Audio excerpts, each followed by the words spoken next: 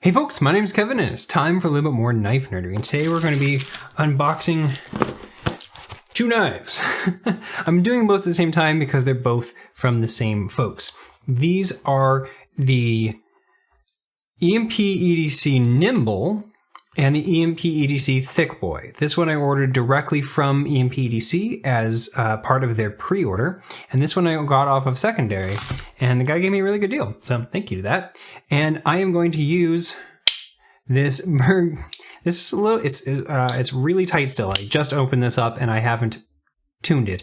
I'm going to use this little nugget knife to open this up because this is a little nugget knife. I'm not sure which one I should open first, but I'm just gonna get in here. Holy moly, this is like 15 layers of tape, dude. Why? Wow, yeah, that is an incredible amount of tape. Worked really well, though. Also, might as well get in this one.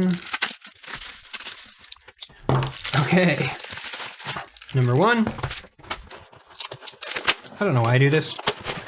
Number two. So, I guess let's start with this one. This is the Nimble, and my understanding is that this one is done in M390 and is made by QSP.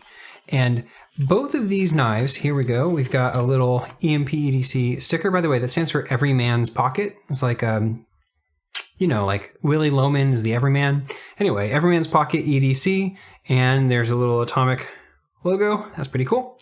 And this one is number 260, part of the second production run, made in November 2021. Yep, M390. And I think part of the theme with these two knives, and I said the exact same thing in the unboxing for this, is that these are not at all the kinds of knives I thought I was going to get when I was first getting into knives. But what I found is the more that I accept that I just am a knife collector, I've been expanding what I want out of a knife more and more into things that are not just like exactly my style, and instead are just kind of fun. And that's exactly where this comes in. Because I've never been a frag pattern person. I just never have. Some people absolutely love it. I love Jared Neves' channel, Neves Knives. He tells me all the time, and I am actually in a group chat with him. He's a really nice guy. But he says on his channel all the time that he loves frag pattern. It's his favorite pattern. And it's just not my favorite pattern. But this is really, really nicely done. I do like it as a texture.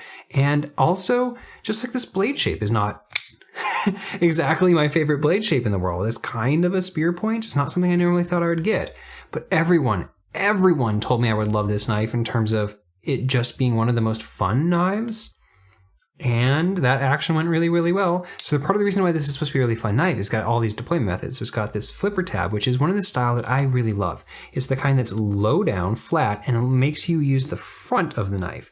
This is the same general flipper tab design being employed by someone like Joseph Vero on Vero Knives, or even on the Spyderco Smock, where you put your finger on the flat part of the back and you pull back. And these work really, really well because you get this traction the entire way. The entire time that you're pulling down, you're making contact and accelerating the blade, and then they hide at the bottom. But these knives tend to always have this kind of flat bitty here that you're supposed to put your finger on. So let's figure out if that works over here. Also, oh, that was fun. So yeah. So one of the things that this does that I didn't know if it was going to be comfortable or not is that there's this big swoop up here, then there's this flat spot. And normally I don't love when there's a really big difference between where my fingers are, but that actually feels really, really nice. And then there's this generous forward choil, and I think to use the choil, I would put my fingers on the other side of it, and immediately my gut reaction is that it feels odd, but not uncomfortable. Yeah, I'm already getting used to it. This feels good. That feels good. I can choke back, but then it becomes a 3-finger grip for me. I could squeeze my 4th finger on here if I cramp them together, but that feels cramped.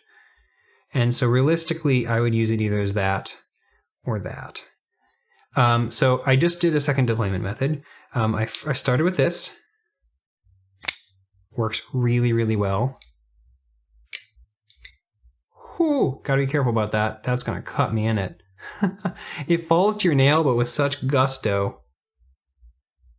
It has the possibility, depending on how you're holding it, of cutting you. I don't think I just cut myself. I think it hit right at the end of the nail. But wow, that falls really, really easily. Yeah, that's super easy close. And then the middle finger flick. And that does work tremendously well. So it's got this interesting cutout. It's like a hybrid hole and fuller, and it has a different finish. I went for the reason why I got the frag pattern, even though I'm not really a frag pattern person, is because I wanted an all stonewash handle. I love stonewash finishes. I think it looks beautiful, and it also is just, it's a user finish. And so and they didn't have any ones that had stonewash without the frag pattern. I'm already kind of liking the way the frag pattern feels in my hand enough to kind of come around to that. But the inside of this is bead blasted. And so it has like a pretty nice smooth texture to it. And it also means that there's no sharp corners anywhere. So you can use this kind of as like more of a fuller and push like in that top part, you can still flick it, or you can use it as a full-on hole. And it works even with a very like wimpy flick. Can you do it at the bottom? I don't know. And then it's got this. Ooh, messed that up. Okay, no, that works really well. Yeah, okay. So this is meant to be an incredibly fidgety knife with all these deployment methods. I think it is succeeding so far. I don't know if this is going to stick around for me just because of the fact that it is... It's got enough things that aren't my typical knife that I don't know. We'll see how much I enjoy fidgeting with it, and it is very fun so far. Yeah, that fits really, really nice. Yeah, but I don't know. We'll find out. The flick on that is definitely a dream. Yeah, the flicking action is really good. This kind of nub here to push against is a little annoying to me right now, but I do think it's going to be one of those things that you just kind of get used to. They have jimping this entire way. And I'm normally not a big on jimping, but this is a style of jimping I really like because this jimping is very shallow, but crisp. And what that means is even though it's there the entire way, you can push on this as hard as you want and it doesn't hurt at all. But if you try and move around, it does give you grip. And the fact that it's there the entire way means if you hold it back this, you got the grip. All the way choked up to here, you still got the grip. And that's one of my favorite things is when there's jimping far forward on a knife. Jesper Voxnays does that a lot because it means you can do this. And you get jimping where your finger is. Yeah, that actually works really nice. Yeah, I'm not loving this knife just because it's not, it's got a little too many things that aren't quite me in that regard. But that's all aesthetic. In terms of the way this is built, this feels amazing. I just experienced a QSP knife for the first time today. It was, where'd I put it? This, the Kvist Bladeworks Variant PE, and I was blown away by how good the QSP production is. Like, this is so nice. And so it's really exciting to get to see what a high-end QSP production is. And I can say from that perspective, they are knocking out of the park. This feels really well done. Just the finishing everywhere and how like kind of clean these lines are, how many little places there are chamfers. Yeah, this, I am suddenly, I went from not having experienced QSP at all to being very, very impressed. Everyone talks about them like they're magic, so I guess shouldn't be surprised, and I'm not. But it's very cool to actually see it in person. I can tell you right now that unlocking this lock bar is super duper easy. This chamfer, there's a cutaway here and then a chamfered edge right there, which means that, yeah, that's super duper easy. But one of the side effects of these types of flipper tabs is that they go right here, and so they come into the path a little bit as you close. And so if you unlock it like that, it'll go past your thumb. But if you unlock it up here and kind of shove your finger up like this, I notice a lot of people push from the side. I tend to hold them instead of more like this, and I'm noticing that it's like stopping on my finger there. but that's just like a part of the design that all knives with this type of flipper tab do. Yeah, okay, I don't know. It's not super duper my style aesthetically, but I really, really love the way it feels, which is a good segue into something that is kind of more my style and actually kind of weird at the same time. So we've got another set of stickers. So I bought this one on secondary, but it was described as like new in box. Instead of silver, we have gold. And this one is first production run number 259, made in October of 2021. And this is the thick boy, and he's calling it a worn cleaver. And I'm gonna say right off the bat that that name is just, it's not a worn cliff at all. It's much, much, much more of a sheep's foot. But the cleaver part, yeah, I believe that. So this is the thick boy, and it's a really freaking thick boy. Oh, that's hilarious. Holy crap, that's big. So this is one of those like kind of micro cleaver nugget knives, and I don't know why, but I love it. I love the way that they look. Let's flick this open. Look at this stupid thing. Oh, that's the reaction I think you're supposed to have. Okay, size-wise, it's considerably bigger. It's not that it's like all that much longer. It is a little bit longer, but it's just so much bigger in the vertical height. Okay, so one of the things that's really interesting is switching OEMs here, because that one was QSP and this one is, I think, Bestech, and it's that one was M390 and this one's S35VN.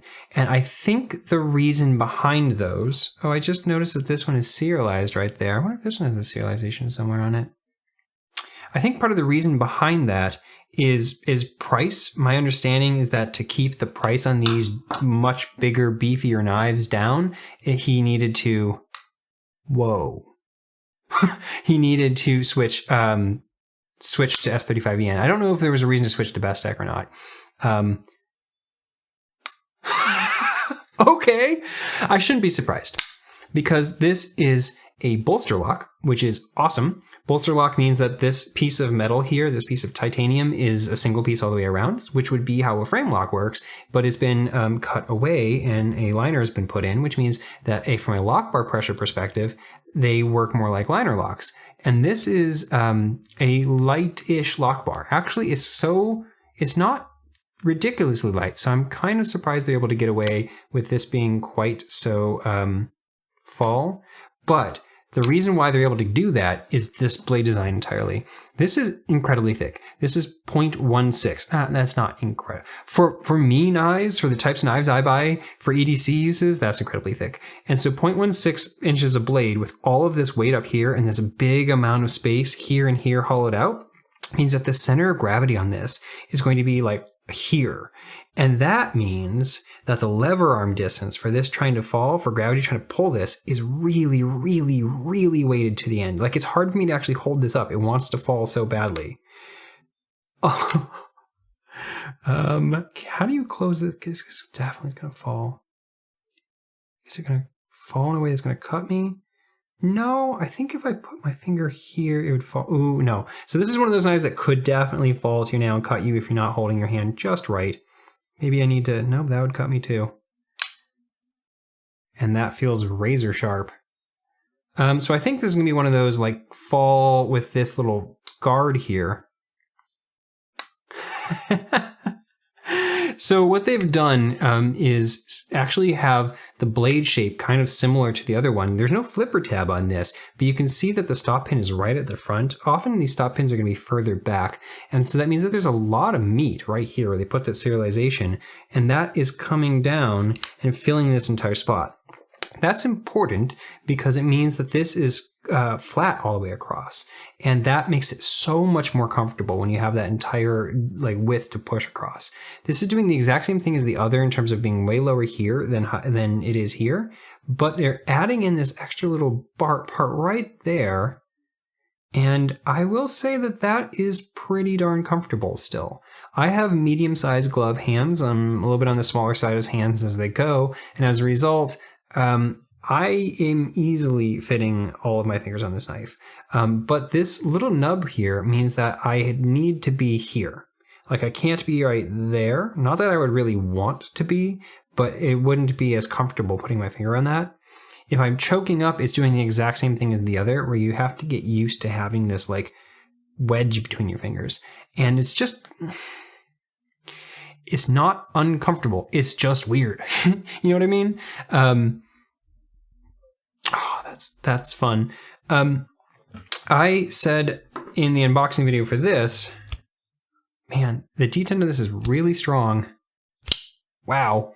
That I wanted to compare the two. And so there we are. Look at that. So the EMP EDC Thick Boy is a small knife by a lot of people's standards, but it's so much bigger than this. This is the mini slim from Berg Blades, and I think that the full-size slim is about a more similar size to this, and this little guy is smaller. They're both these just kind of nugget cleaver things, and these are so different from the kinds of things I never would have thought I would buy something like this when I first was getting into this hobby, but it's just fun. It's just tremendously fun. So the detent on this is considerably lighter than the detent on this. This is,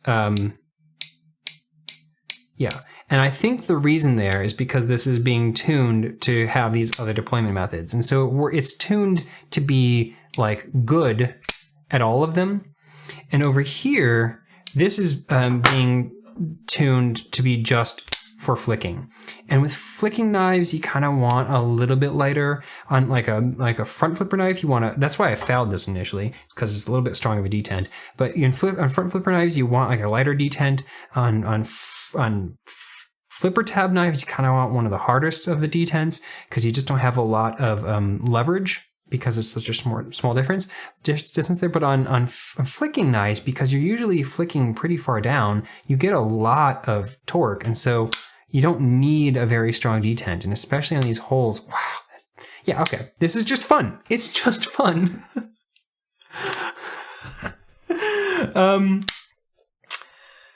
Between these two, I do like this one better than this one. Just aesthetics alone makes enough of an impact me. I like bolster locks a lot. I like micarta. That is saying that the detent is lighter, and Bestech is known for a lighter detent, but Bestech is also known for using really, really nice micarta. I'm 95, almost 100% sure that this is the kind of micarta that is actual literal micarta. Micarta is a name brand for a material. It's kind of like Band-Aid to like adhesive medical bandage or something. And in real true micarta is made in the United States by a company called Norplex. And it's under their division called Ultrex. And this, I'm 95% sure that that's what this is. It's the exact same micarta, for example, that is on this. This is the Monterey Bay Knives EZC 2.0 liner lock version, and the micarta on these look identical. And I know for certain that this is real Norplex micarta. Sanford Owens said so. And so I love the bolster lock. I love the micarta. I love the shape and how silly this is. And so this one I love. This one is definitely more me in terms of an actual knife I would use size wise, but I don't know. I'm just not loving that little pointy blade. I don't know. It kind of reminds me a little bit of this. This is the Artisan Cutlery Small Arian. They both have a slightly spear pointy blade, and spear point blades just aren't my favorite, and it's just an aesthetic choice. Anyway, we will see. There are a couple of these still in stock. They just, No, this was the pre-order for the second production run. They did a drop then that sold out almost immediately, and there's a pre-order right now for the third production run. And it is, I don't know exactly when I'll post this, and I don't know if they'll still be in stock, but right now there are a couple of this exact pattern in stock, and also the reverse tuxedo, but all the other models are sold out. And on this run, he did exclusively frag pattern ones. He said that that was the feedback that he got, is that they wanted those the most, and so he's like, I'm listening to the people. And I'm coming around. This frag pattern is still aesthetically just not quite me, but boy, does it feel nice in hand. QSP is really, really impressing me today. Okay, I need to stop rambling, I think. There's probably other stuff I wanted to talk about these, but I don't know. I'm running out of time. Oh, you know what I will say? Oh, there's the serialization on that one. I kind of like the location of the serialization better on this one. Like, I think this feels a little bit random, and I feel like it would be better if it was right there. That would be hide it just a little bit better, and that's what they're doing right there. So I think I like that a bit better. Yeah, he calls this a gear pattern on the back, and it mirrors this.